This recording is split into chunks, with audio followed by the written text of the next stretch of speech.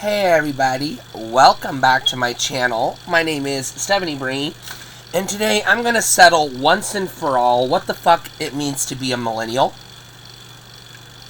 who we are, why we are, what we are, where we come from, what we represent, and how to tell if you're a millennial or not, and why there's no such thing as xennials, because it's scientifically impossible to be an in-between generation, and I'll explain what that means.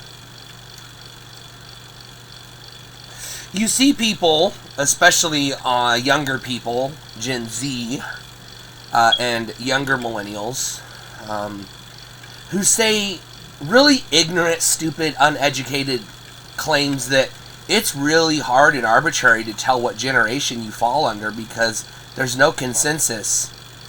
What? That's a stupid argument, because actually there's a very precise definition of what a generation is. A generation is not defined by a timeline. It's biological. Your parents are one generation, and you, their offspring, are the next generation. It doesn't matter what year you're born. All that matters is, are you the child of one? Then if you're a child of A, you're B. And your children are C, and their children are D, and so on and so forth. So, if you want to know if you're a millennial, let's start with millennials, because that's what we're talking about today.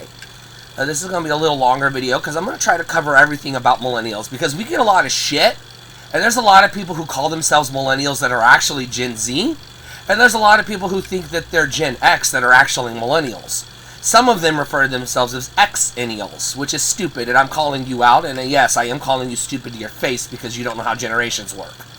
But I'm going to explain it so you don't have to be stupid, so there you go. There's no such thing as xennials. It's not, well, I was born between 1975 and 1981, so I'm not a millennial or a Gen X.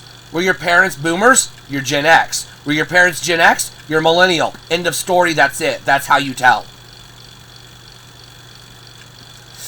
If your mom and dad are boomers, then you're Generation X, because you're the next generation of humans following the boomer generation. That's how it works. If you're a boomer, then your parents were from what we call, quote, here in the US at least, the greatest generation. And if you're in that generation, you're dead. But if you were but before you died, your parents were from what we call the silent generation, the Roaring 20s, so on and so forth. We don't measure or calculate or determine generations going any further back than that, because it is really essentially a 20th century concept, and it has nothing to do with history or historians or really, it doesn't even really have that. I mean, from a biological standpoint, yeah, your parents are one generation, you're the next generation. But from an anthropological standpoint, and for those who study pop culture and human society, which, by the way, pop culture is a aspect of anthropology, and if you didn't know, now you know. Because it's a part of culture, and anthropology is the study of human culture. Pop culture just refers to culture that we consume via the media. In other words, we call it popular culture, but it's marketed culture is a more accurate term. Made up. It's manufactured by the corporations to sell us a product. It's consumerism is another word for it. It's a facet, or a side effect, if you will, if we're going to use biological terms, as we're using here in this video. It's a side effect of the disease that is known as capitalism, that we're all infected with, and we're born with, because it's an incurable disease. It's not an incurable disease, but we won't get into politics today.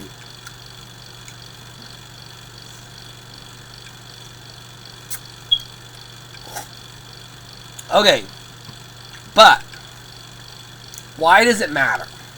Well, it doesn't really matter. It's arbitrary what label we put on ourselves.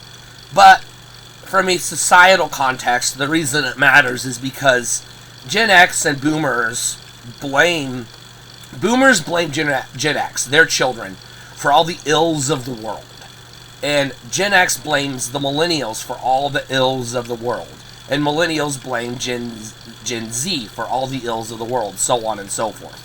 And then sometimes, the younger generation does it in reverse. Millennials, also blame the Gen X and the Gen X and the boomers and so on and so forth. The older generation blames the younger generation, and the younger generations blame the older generation. That's not how it works. It's complicated, but it's messy. But why? Why does it matter if you're a millennial or not? And I'm talking to millennials, also Gen Zs who don't know if they're millennial or not, and Xennials that don't exist. You're either Gen X or you're millennial. There is no in between, because it's not like your mom can have half of a baby. That doesn't work that way.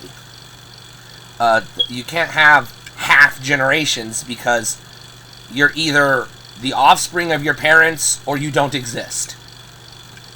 Sorry, but that's just how it works.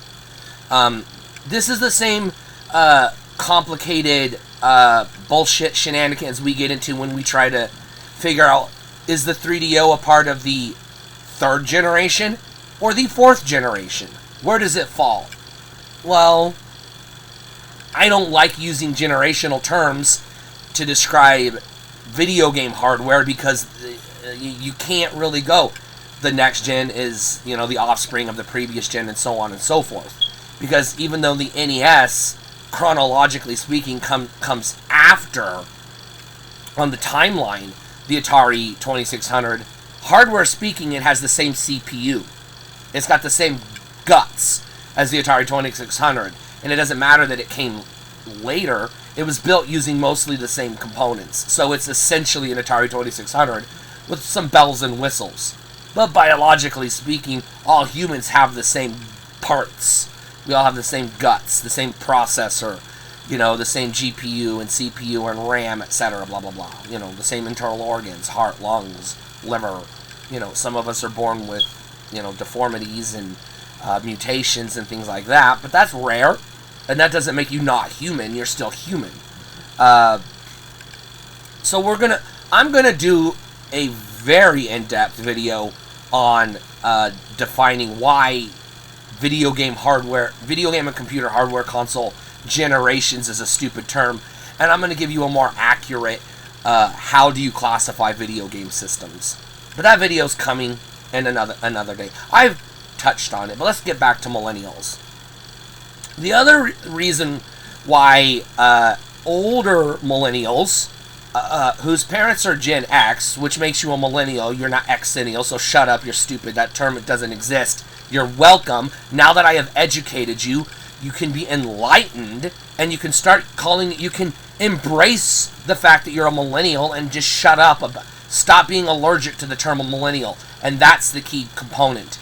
There's this disdain for millennials. So there are people who are millennials who don't want to identify as millennials.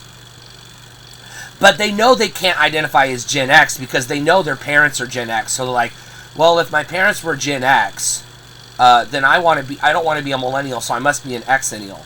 Well, then what are your kids? Your kids would be millennials. No, that's not true. Your kids would be Gen Z because you're a fucking millennial. Okay? That's how it works. It's not arbitrary and complicated. Your parents are the prior generation of you. Your offspring are your next generation.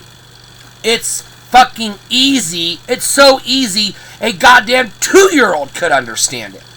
We make it complicated, just like we make everything complicated, because we as a species are stupid.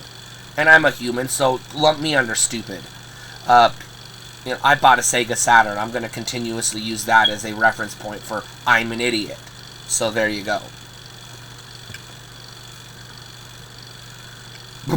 I also bought a Sega Saturn because I couldn't find a 3DO, because that's what I wanted to buy. So double idiot for me. But let's move on.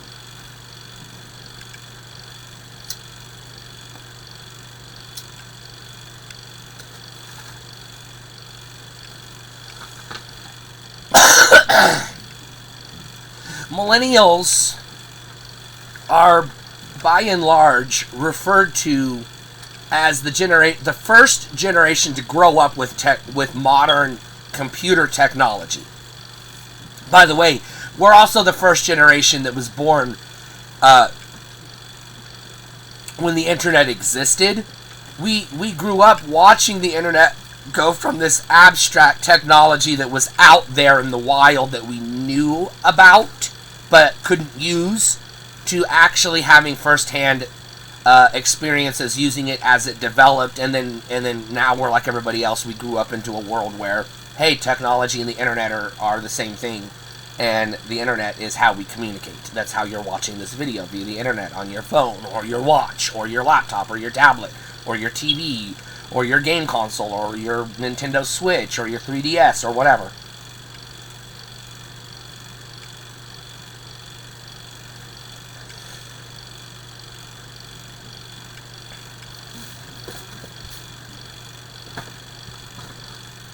So,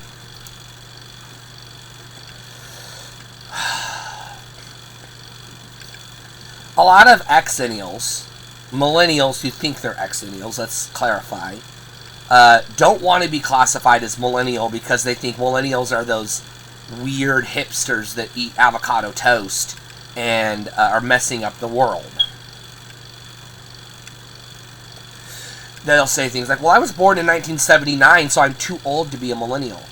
Well, no, because it's not. Being a millennial isn't a fixed point on the calendar. If your parents are Gen X, you're a millennial. Why millennial, though? Remember I said I was going to say the why? Why? What is a millennial? Well, I've kind of established what is a millennial. Why millennial? Why that term? Millennial refers to anyone who was becoming an adult or coming of age during the turn of the millennium, going from 2000 to 2001, when the millennium crossed over, when we entered the new millennium. That's why we're called millennials. A lot of Gen Z think they're millennials because they think it's anyone who was born, and a lot of boomers think this as well because they don't understand, because it's not their fault. They're just ignorant. Ignorant isn't a bad thing. It just means you don't know. Uneducated, or just haven't been explained it to you yet. If you're a boomer watching this, I'm sorry, but we'll come back to your shitty ass generation later, and I'm not going to apologize for that, because the boomers are the ones that fucked up the world, and I have irrefutable evidence of this. But let's move on. Okay, so there's the why. People want to think that they're a millennial because they were born after the millennium, right? Or during the millennium. They were born in the year 2000, so that makes them a millennial. No, that's Gen Z. Y'all are Gen Z. Now, some people will say millennials were born between 1981 to 1995, and then that's the Wikipedia, the date we put on it. And so, if you're born outside that, then you go, well, I was born in 1980, so I can't be a millennial, but my parents are Gen X, so I guess I'm an Xennial. No, you're a millennial. It's not an arbitrary date. But the reason why they use that date is because that means you would have been either an adult or in your teens. You would have been probably between the ages of like 13 to 25-ish at the turn of the millennium. That's how you can tell if you're a millennial. But again, it's not really how old you were at the turn of the millennial. It goes back to when were your parents born. Because some Gen Xers had kids early. So some millennials were born in the 70s. You're still a millennial. It has nothing to do with arbitrary dates on a calendar. And it has nothing to do with where you were in relation to the development of personal computers and the introduction of the internet. That is one popular component or aspect, descriptor, that most millennials experienced. We experienced the introduction. We were the first generation to grow up in a world where technology was already commonplace. Our parents were witnessing advanced technology being invented. Our parents saw the space race happen. They saw the microwave get invented. They saw color TV get invented. They saw the compact disc and the cassette get invented, and so on and so forth. So to them, even video games and computers were being invented or advanced in their lifetime. Home computers, personal computers were invented in their lifetime, not computers, let's clarify. But when we were born and grown up, by the time we were like 5, 6 and aware of what was going on around us and were able to retain memories and grow up from there, technology just existed. Computers were already there. I was born in 1982. The IBM PC was introduced in 1981, so by the time 1987 rolled around, which is when I would have been 5 years old enough to retain memories, computers were already everywhere and spreading like wildfire. So I grew up in that world where computers just existed. So did you, Gen Z, and so did you, Gen Alpha. So if you want to know if you're Gen Z, just find out who your parents are. If they're millennials, you're Gen Z. If you're Gen Alpha, your parents are Gen Z. And if you're the children of Gen Alpha, you don't exist yet. You haven't been born yet, because Gen Alpha are children, and they shouldn't be having babies. But there are, we'll say, unfortunate circumstances that might exist in a scenario where a young 8, 9, 10-year-old Gen Alpha is having a baby right now. Her child is not going to be Gen Alpha. It doesn't matter what year that child was born. That is how some Xennials were also born. Their Gen X parents were teenagers when they had kids instead of full-blown adults. It happens. Okay? Same thing with millennials and so on and so forth. So, again, it doesn't matter when you were born. It really goes down to who your parents are.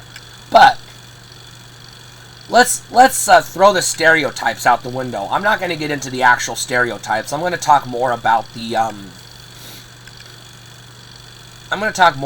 shared experiences that most, but again, not all, millennials had, especially the older millennials, those who were born in the mid to late 70s.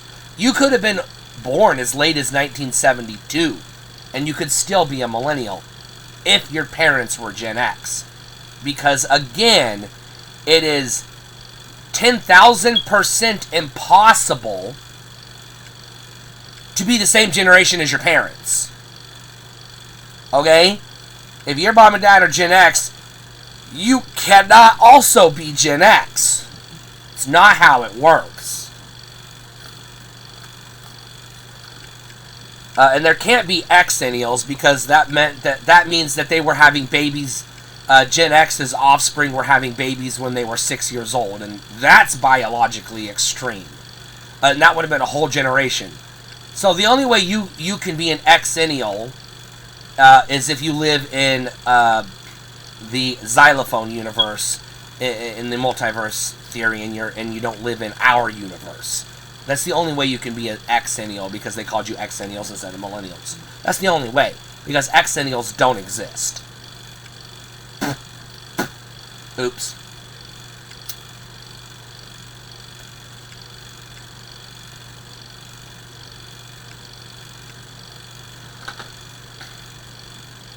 Okay.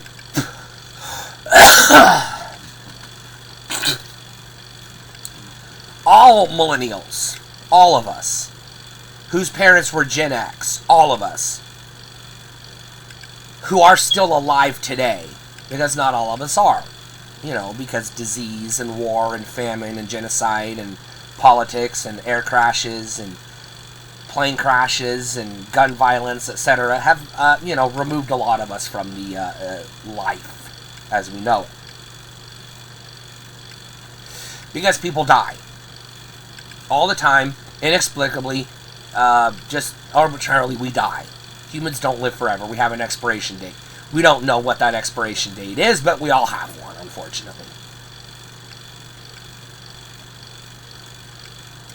But let's move on. So one experience every millennial has is we all got to use computer technology either in our childhood, our teen years, or our early 20s. Depending on what year you were born will determine at what point you were getting to use computer technology. As likewise, all millennials were the first generation who got to use the internet as a utility, not as this abstract thing that, government agents and university scientists got to use, but actual people got to use as a utility. But again, at what point in your life did you get to start using the internet? Were you 18? Were you 27? Were you 8? It doesn't matter. We were the first generation that got to experience the internet as a utility. We were also the first generation to witness the introduction of the World Wide Web, which is used today interchangeably with the internet.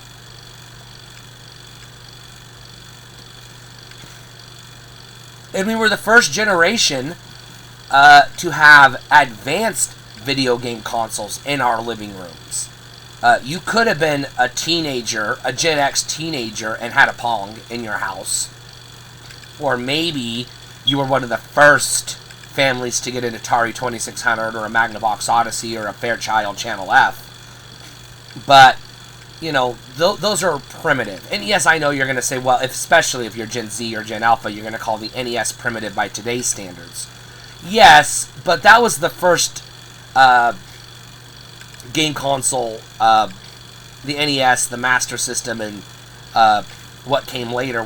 That was the first time that technology was advanced enough that the graphics were no longer just abstract ideas that you had to use your imagination to interpret. They were actually animated representations of the thing they were supposed to be. Mario looks like Mario. A dragon looks like a dragon. A castle looks like a castle. A car looks like a car. Prior to the NES and the Master System, video games were blocky blobs of color. They were just messes of pixel, X's and O's and things like that were abstract, that if you squinted hard enough and somebody told you that's a dragon, you'd go, okay, sure. I mean, it doesn't look anything at all like a dragon, but you're telling me it's a dragon, so I guess it is. That doesn't look anything like Mario, but you're telling me that's Mario, which it kind of was, but also kind of wasn't, because in Donkey Kong he was known as Jumpman, but he was retroactively referred to as Mario. But he was also internally within the company known as Mario, and referred to as Mario in the instruction booklet. So no, he was never Jumpman. That was a myth. He was always Mario. But there was also a video game in that time frame called Mario Brothers in the arcades that predates the NES, that was available on the Atari 2600. So he was still Mario at the time. So let's just get over that whole Jumpman nonsense and go back to calling him Mario and saying that, yes, Mario did exist. Buddy's trying to come up here, so give me a second. He might make an appearance in this video. Yay, it's Buddy's back. But if he comes closer, you might get to see the rest of him. Come on, Buddy. Let me move the mouse. There he is. Well, let me move him so that he's not covering my face. There's his face.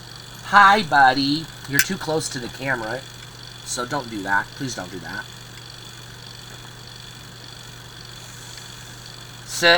Sit down or get down. Sit down or get down. Millennials were also children, and yes, teenagers are children. And yes, even if you were 18 or 19, you're still a teenager. You're still a child. So even if you were 18 when this started, you were still, if your parents were Gen X, a millennial. Okay? So, I want to hammer that home so that you get the exennial bullshit out of your head. And just accept the fact that you're a goddamn millennial. Get over it, accept it, embrace it, and be okay with it. If you have to go to your therapist and be like, I just found out today I'm a fucking millennial, well, then go to your therapist and cry about it in session and leave me alone. Because I'm not your goddamn therapist, I don't give a fuck. I'm just here to tell you the goddamn facts.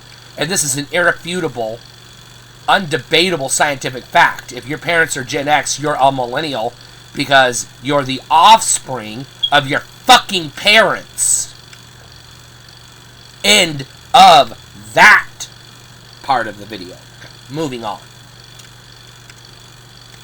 But millennials were also children during the AIDS epidemic. And that is another cultural aspect that defines our childhood that we often overlook, ignore, or sweep under the rug because it's an unpleasant time.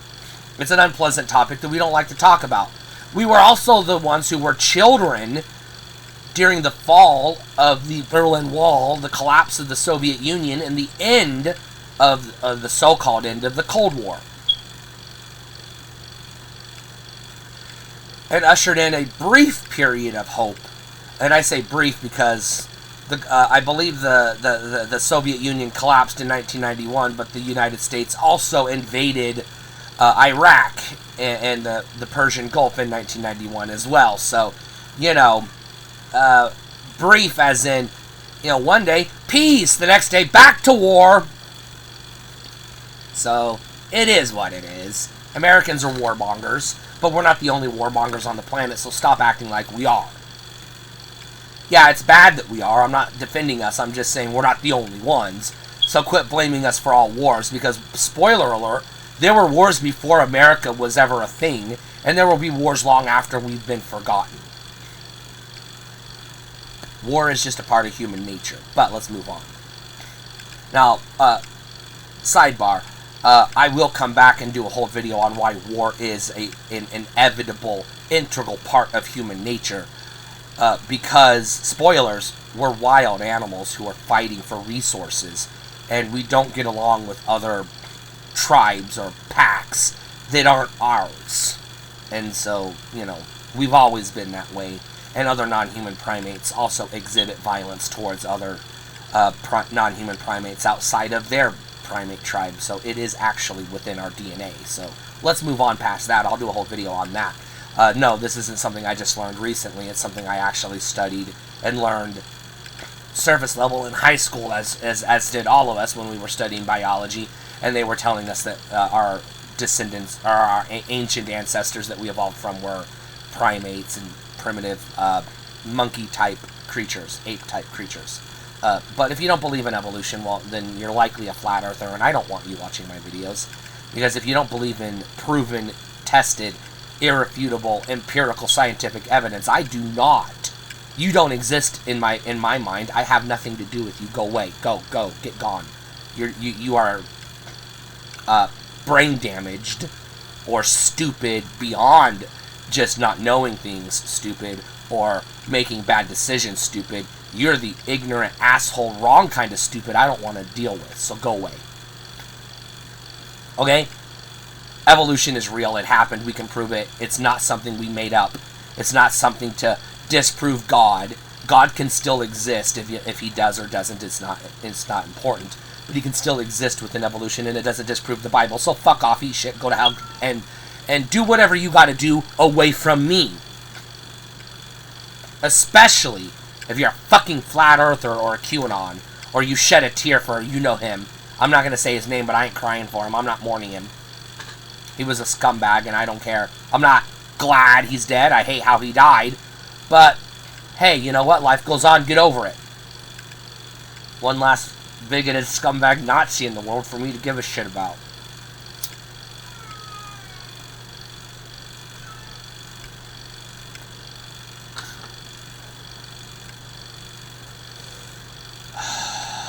Okay, moving on. So,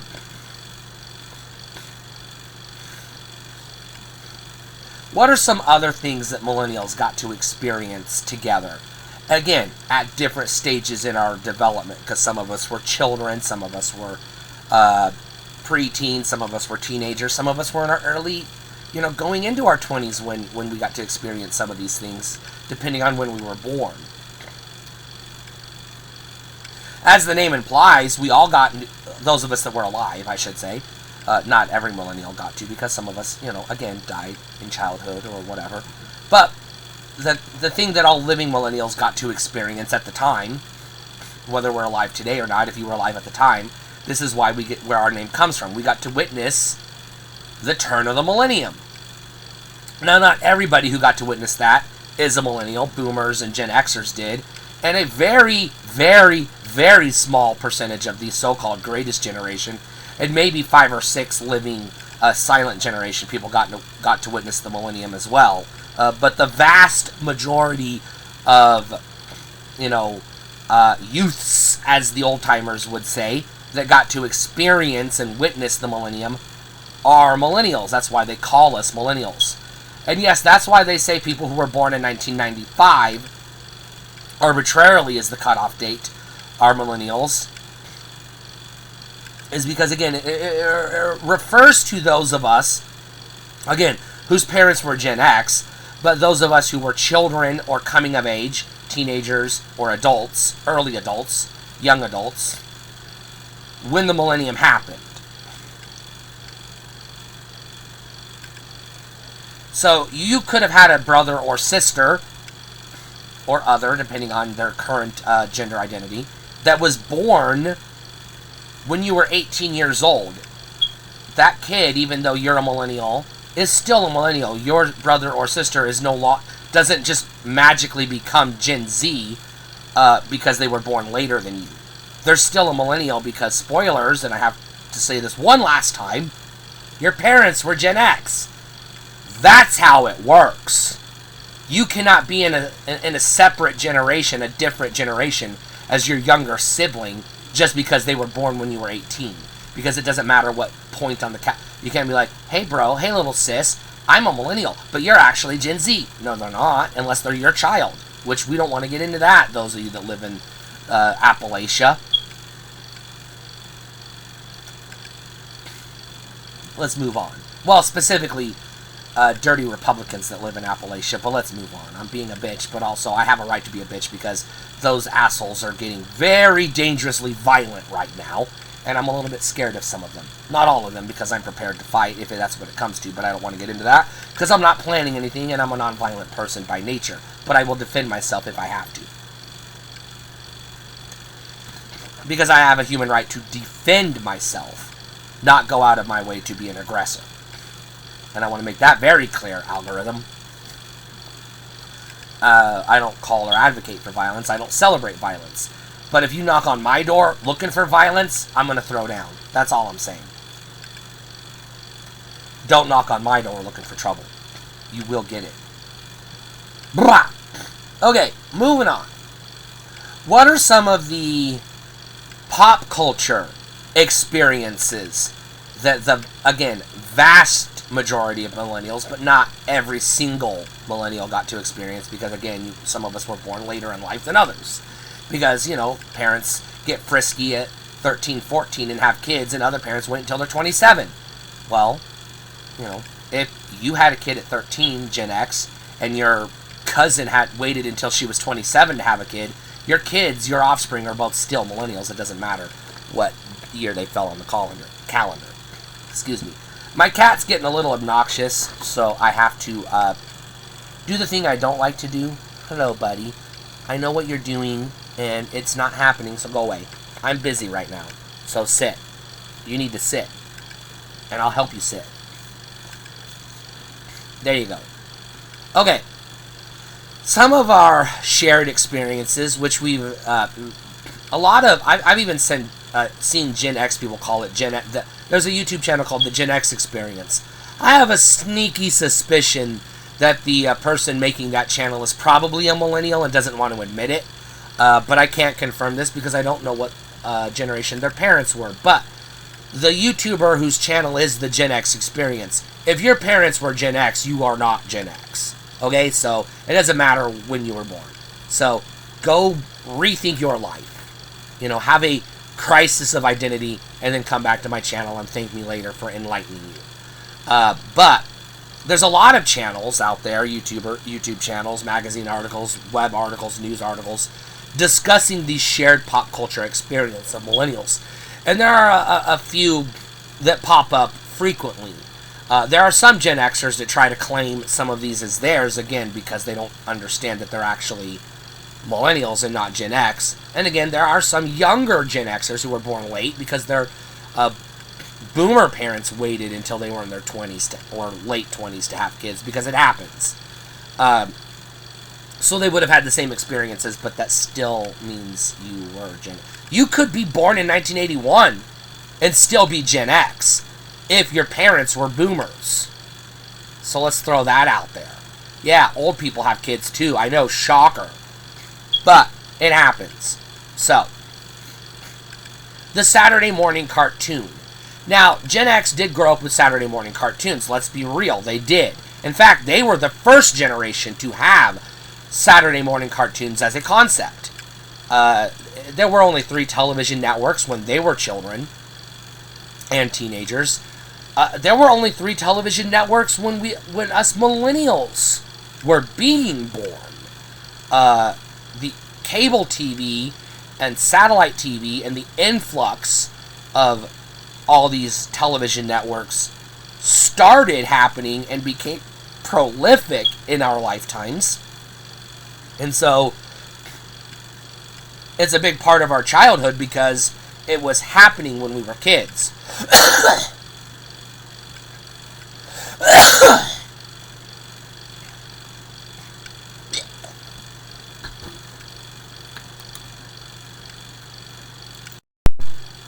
Excuse me, my gastroparesis was flaring up and I had to expel some contents of my stomach. Y'all didn't need to see that. It is one of my chronic medical conditions that I live with, which is one of the reasons why I do these videos infrequently compared to previously, because my condition is worsening as I get older.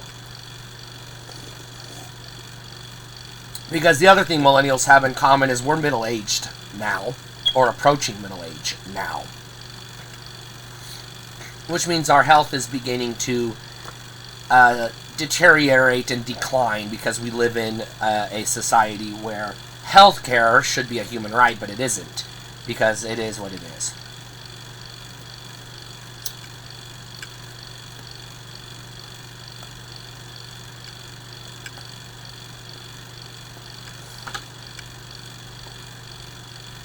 Okay. So, Saturday morning cartoons. The Saturday morning cartoons that we refer to as millennials, the reason why they're different than the Saturday morning cartoons that the Gen X experienced, by and large, again, there's some overlap. We've established that. Let's move on. Let's just continue forward, understanding that I have thoroughly defined the terms, and let's just accept the fact that there are some Gen Xers that are the same age as millennials and move on and stop worrying about it. Okay? Now, the vast majority of millennials, but not everybody that had this experience, witnessed the birth of the commercial-focused Saturday morning cartoon. And I do not mean Saturday morning cartoons that aired commercials during their time block to pay the bills, because that's always been the case for television cartoons that aired in the U.S., at least, on broadcast television networks, because, spoilers, advertisements is how television networks make money.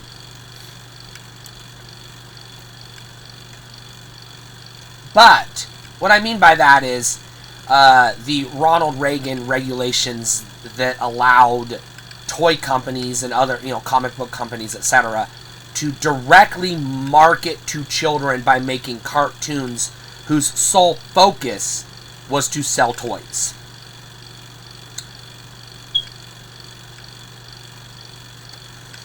Prior to that, there were regulations that wouldn't allow that, but what I mean is we got to watch cartoons that were basically glorified toy commercials. He-Man, G.I. Joe, Care Bears, Rainbow Bright, the Transformers, TMNT, etc., etc. Yes, every single one of those that I mentioned existed, including My Little Pony, existed specifically to sell toys.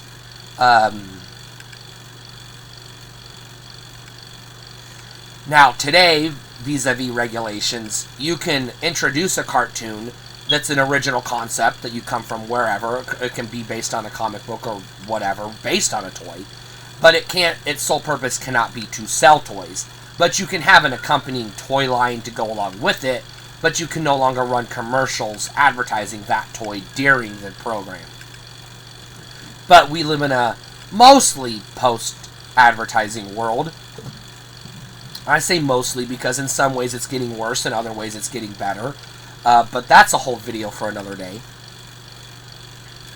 because just like the return of the commercial, it is as inexplicable as the return of vinyl records, because that's actually a regression of technology, because compact discs were superior to records and were the next generation of technological advancement, replacing the superior technological advancement compact cassette that was supposed to replace records.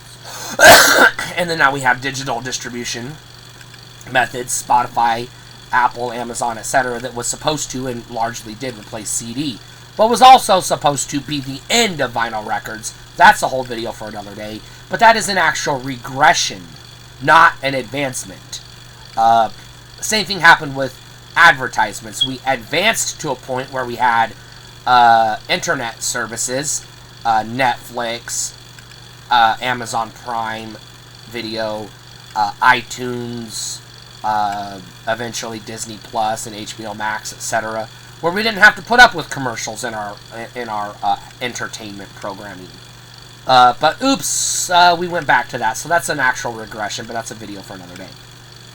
But millennials did, as children, by and large, get exposed to excessively to television programming specifically intended to program our impressionable little child brains to desire every toy product the toy companies threw out there.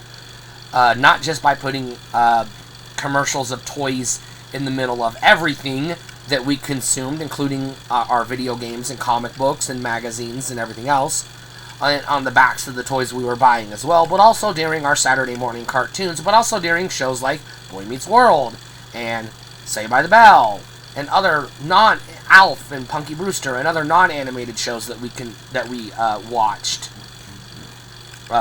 media that we consumed that was not necessarily animated. But by and large, when we talk about the Saturday morning cartoon as a thing, we are mostly referring to the specific toy marketed focused Saturday morning cartoons of the 80s and early 90s until the government stepped in 1996, which is, a long time in child years, going from an infant to a 13-year-old watching all of this shit happen. Well, that's a lot. That's your entire childhood.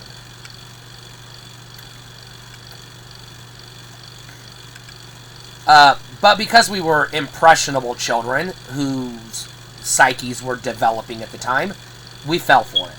And so we were psychologically programmed to desire all of these things. Nintendo, Commodore 64, Doom, Cheerios, Honey Nut Cheerios, Trix, Fruit Loops, Transformers, He-Man, Ninja Turtles, My Little Pony, Thundercats, Legos, Hot Wheels, the list goes on, Micro Machines, etc., etc., etc., Barbie, so on and so forth. Yeah, there was always that whole, your older siblings and cousins, etc., had X toy, and so you wanted that toy as well, but also, there is this, within each generation, this desire to have something that is ours, and so older kids are always scoffing at the things that they don't play with anymore, that they've moved on, but their younger siblings are just discovering, because, that's how our brain's child development works. Because when you're 3 and He-Man is popular, you don't know that He-Man is popular, but when you're 7 and He-Man is no longer popular, but you're at, when you were 3, your 7-year-old brother or sister was playing with He-Man, but now that you're 7, they're in their teens and they've moved on to other things and they don't care about He-Man anymore. You're just discovering it for the first time. So to you, it's a new thing. But to your brother or sister or older sibling, it's old hat. That's how that works. That is the explanation for how one millennial who was younger could discover He-Man after the fact and still identify with it, and an older millennial can be like, well, that was ours, actually.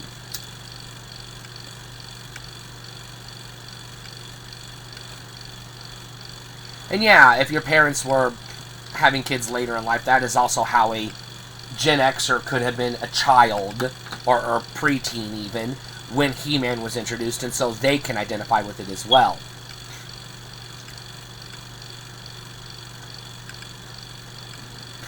But let's move on. What are some other... Let's get into the specific Saturday morning cartoons I will argue we all, or the vast majority of us, would have experienced. Because again, today it's hard to imagine because not everybody has universal access to the internet. Because if you live in rural places of this country, you don't have access to the internet as easily, so you're probably not streaming a lot of television content. You are one of those few people that still have cable or satellite because that's the best way to get TV and movies where you live. But let's just throw a date out there, 1987, that wasn't the case. If you lived in the most rural part of the country, you could still throw an antenna on top of your house and pick up your local broadcast television channels. That is how it worked. By the way, that is not why cable TV existed, to replace broadcast TV. Cable TV existed initially as a technology to bring broadcast channels to people not in rural parts that couldn't get them because they were too far away from the transmitters, because the transmitters were in rural areas to allow them to reach a broader area with less interference. But it was because people who lived in cities lived in buildings with, lead and asbestos and steel walls and bricks and things like that and concrete that absorbed and diluted the radio signals that television broadcasters were using. And so they weren't able to pick up as easily these local broadcasts. Yeah, they could put antennas on top of their high-rise apartment buildings in New York City, but it was questionable what they were going to pick up. So cable was introduced as a technology to bring that to the people who lived in the cities that couldn't get broadcast TV, not the other way around. But that's a thing people forget or they just don't know. I know this because I lived in Sundowner West, Kansas, which is a long drive into the nearby city, at least 30 or more miles proximity from the nearest radio tower transmitting broadcast TV signals, and I could still pick up a crystal clear, mostly on some days, a CBS signal, depending on which direction our antenna was facing, because we had an antenna on top of our house. And yeah, people are going, well, antennas have short ranges. No, they don't. The little rabbit ear sitting on top of your TV has a short range. But those big, tall antennas on top of our roofs that we used to have, that we ran a coax cable into our televisions from the roof, they had a broad range of 150 miles. So no, if you have one of those giant antennas, you could pick up all the TV stations within a good proximity of you. So actually, if you lived in the country, you had more likelihood of picking up clearer signals, not volume of channels. You didn't have as many to choose from if you lived in a bigger area that had more to choose from.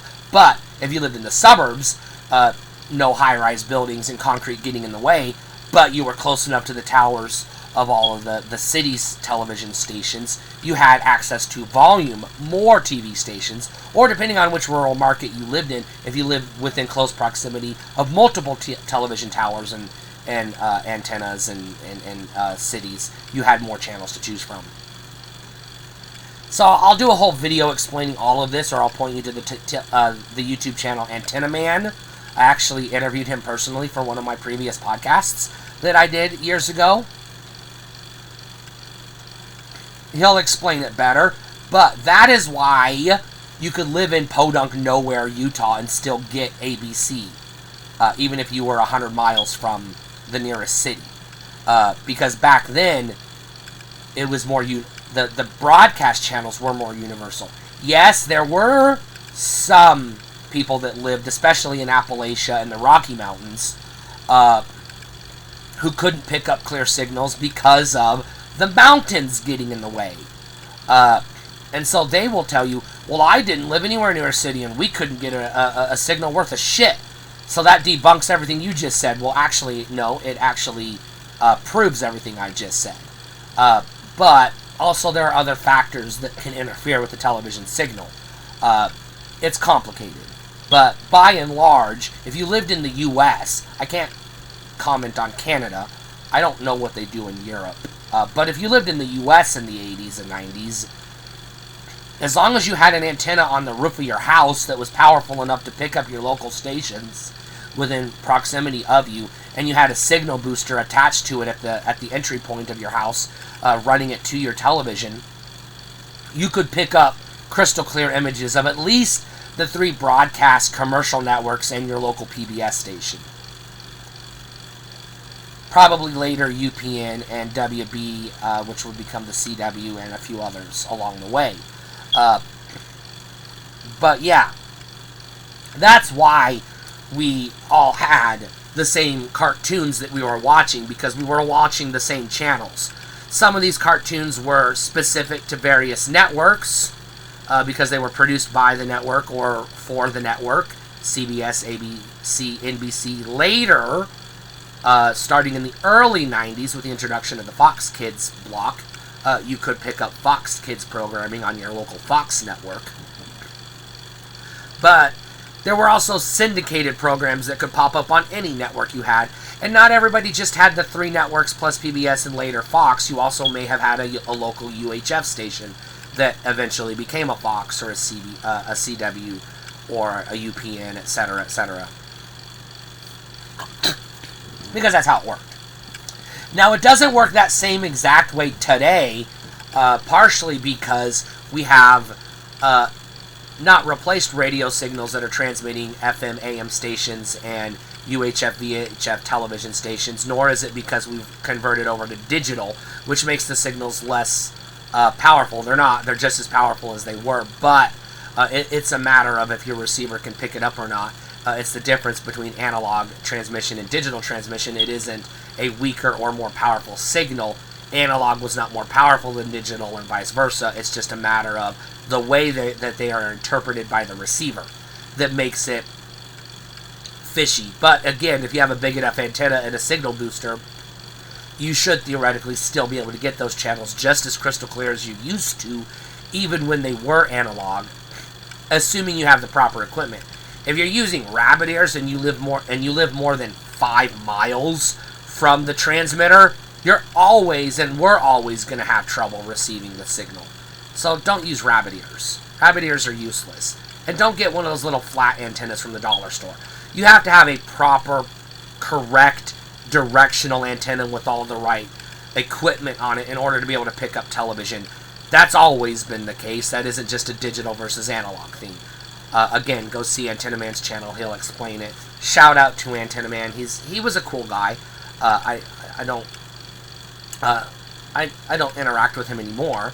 I reached out to him to interview him for my podcast. He agreed. I interviewed him. We did the episode, and then I moved on.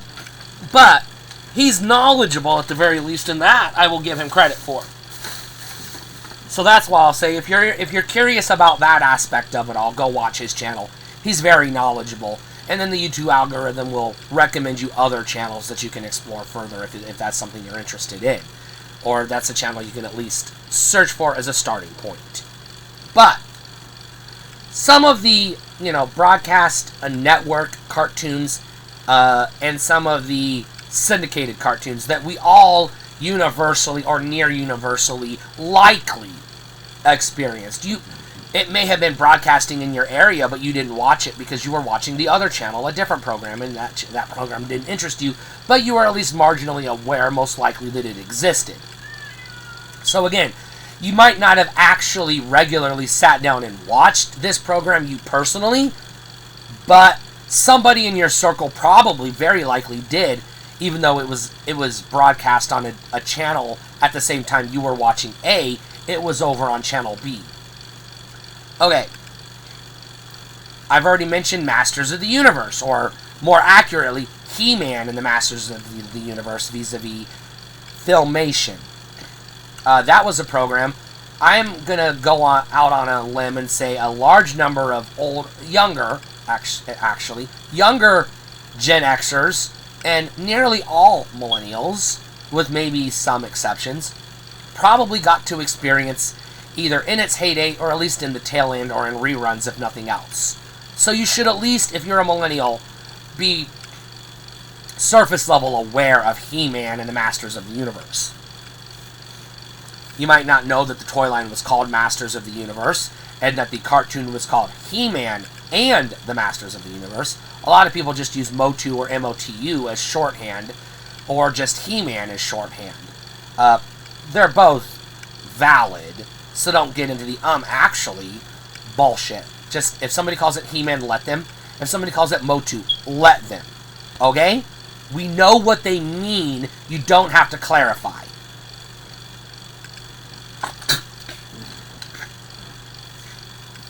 Another one is G.I. Joe. Now, I have to put an asterisk on G.I. Joe, because actually that's one that existed and was created for Gen X kids. But Millennials did not experience that version of G.I. Joe. We got to experience the rebooted G.I. Joe, known as A Real American Hero. Now, if you live outside the U.S., it was probably called Action Force or something similar. So it wasn't called G.I. Joe, A Real American Hero, because if you live in Italy, that toy isn't going to appeal to you because you're probably not interested in a soldier, in playing with an American soldier toy. I'm gonna guess most likely. Same way if you live in Britain or, you know, the Netherlands, throwing a place out there that people forget. So I don't know. I don't know what the toy line was called in your region if you lived outside the U.S., but that's what us millennials that grew up in the U.S. called it. A Real American Hero. G.I. Joe. You know, the Yo Joe. Remember that one? Yeah. We also grew up with Care Bears, My Little Pony, the Smurfs, Scooby-Doo, Where Are You? But that was in reruns, but we also got the a pup named Scooby-Doo. That was the one that was targeted to us. Muppet Babies, I would say, was probably pretty universal. DuckTales, maybe Gummy Bears. And then you start to get into the fringe cartoons that existed and were popular in some circles to some kids, but not as popular as some of these others. Things like, you know, the Popples, the Wuzzles, the Noozles, Glowworms, Centurions, you know, Pole Position, which is one I watched regularly, but I've met very few people that knew it had a cartoon. They know of, if they know of it at all, either the Atari game or the arcade game the Atari game was based on. Make sure I'm not putting the wrong end in my mouth.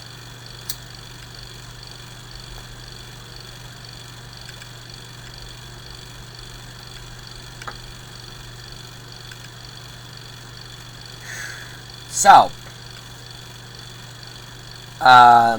those are the cartoons we all grew up with. Once we get into the 90s, you start to get things like Ninja Turtles, late 80s, but 90s, you get Ninja Turtles, X-Men, the animated series, Spider-Man, Eek the Cat, The Tick, and then the Nicktoons, which is where things start to change, where we start to get into the fragmentation that is still going on today. Nicktoons, you had things like Rugrats, Doug, Real Monsters, Ren and Stimpy, and a few others. There is the one that we don't name. I've already done a few videos and shorts on. You know which one I'm talking about. I hate it. He can eat shit and fuck off.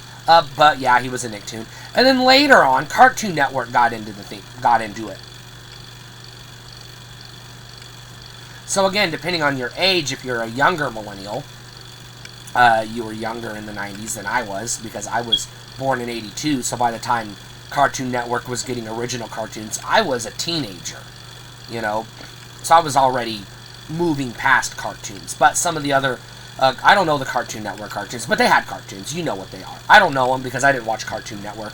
Because when when I was of the right age to watch Cartoon Network, it was just what would later become Boomerang. Reruns of Hanna-Barbera cartoons. So I couldn't tell you what the Cartoon Network cartoons are, or what the Cartoon Network block is called. Same with, I don't know, did Comedy Central have cartoons? I don't know. I do remember the USA Cartoon Express. That tells you a little bit of where I'm coming from. But then there were live action shows. Again, I mentioned a handful earlier. In the 80s, it would have been, kids would have been watching Alf, maybe Growing Pains, Family Ties, probably Punky Brewster, most probably Punky Brewster. And then later on, going into the 90s and forward, we would have been watching Saved by the Bell, Boy Meets World. We would have been watching the various TGIF shows, Full House, Family Matters, maybe Step by Step, Blossom. Some people watched those shows. I didn't, but people did. And then later on, as we got into our teen years, well, pre-teens, it would have been Power Rangers, Superhuman Samurai Cyber Squad, not as universal as Power Rangers, but still, it existed. But as we got into teens, it would have been Sabrina the Teenage Witch, Buffy the Vampire Slayer. Some of us would have been watching Dawson's Creek or Party of Five. I watched Party of Five. That was my teen soap. No, I didn't watch My So-Called Life like everybody else says every millennial did. By the way, if you were a teenager watching My So-Called Life, there's a high probability you were not Gen X, just so you know. I'm not saying you can't be Gen X. Again, if your parents are boomers, you are. But I know a lot of people who are millennials who claim to be Gen X, who think they're Gen X because they watched My So-Called Life, or they think My So-Called Life was a show targeted to Gen X when it wasn't. It was a show targeted to millennials. But these are a lot of people that don't know the terms, but I've already spelled that out earlier in this video, if you've already seen it and you're still watching. Also, there's Nintendo, Sega, PlayStation. Those were prolific things of our childhoods. So that's some of the pop culture stuff. Music, all over the place. I'm not even going to try to get into music, because everybody has different tastes. You know, there is not a lot of music that's universal, because if you live in a part of the country where you only listen to country music, you probably don't know who Snoop Doggy Dogg is, outside of you see his name occasionally in the media. You probably didn't listen to his songs, couldn't name 2 of them. Likewise, if you grew up in, South Central Compton, or wherever Compton is, in LA, you probably don't listen to Reba McEntire. I'm saying probably. You could. There's probably people who did, but I'm just throwing this out there. I lived in rural Kansas, where we mostly listened to classic rock and a lot of country. But I also was able to experience some pop music. But again, it just depends on what your tastes were, what you sought out.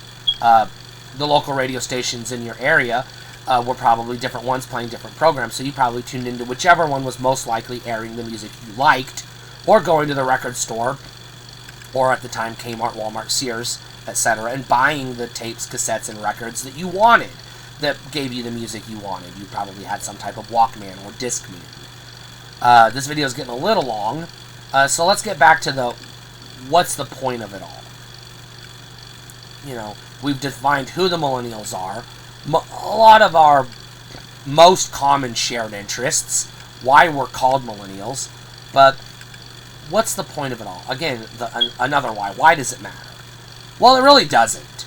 But the point of it is, and the point of this video is to let people know that not all millennials are hipsters who play vinyl records and sip kombucha, or whatever the fuck it's called, and wear fedoras and eat avocado toast. That's the stereotypical image of a millennial. Spoilers, that's mostly younger millennials, but hipsters come in all generations, but it's also specifically hipsters. Goths and, country folk and hillbillies and rednecks and, urbanites and all these other people that don't give a shit about hipster culture probably don't do those things. Just so you know. Just pointing that out. And we're not going to get into the whole what the fuck is a hipster. That's another video for another day. This video is not necessarily a direct response to the Gen X Experience YouTube channel, but it is sort of a response to their excessive use of the term Xennial. That term does not exist, so please stop using it.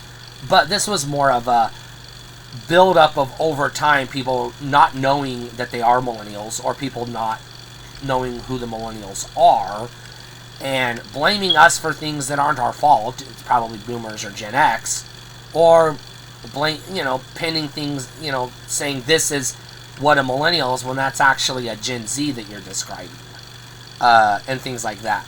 At the end of the day, none of it really matters to an extent, but it kind of does, because, again,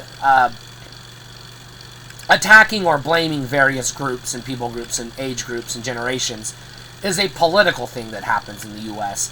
So a lot of older boomers and Gen Xers will blame millennials for things that we didn't do. It was actually Gen Z. And so they will throw the term millennial at basically anybody they don't like. And there are people that just don't care which group they fall under, because you shouldn't. It doesn't really matter. But if you do care, just figure out who your parents are, what generation they fell under, and that will tell you what generation you are. You don't need a Wikipedia article and a calendar to figure it out. It really doesn't matter what year you were born. But I am going to call one asshole out for calling himself an Xennial when he's actually a millennial, because he has identified his parents as Gen X. Pat the NES Punk, aka Pat Contry, you're a millennial. Get the fuck over it.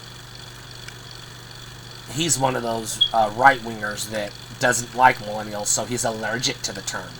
If that's you and you don't want to be called a millennial because you think millennials are icky, well, you're icky because you're a millennial. Get over it.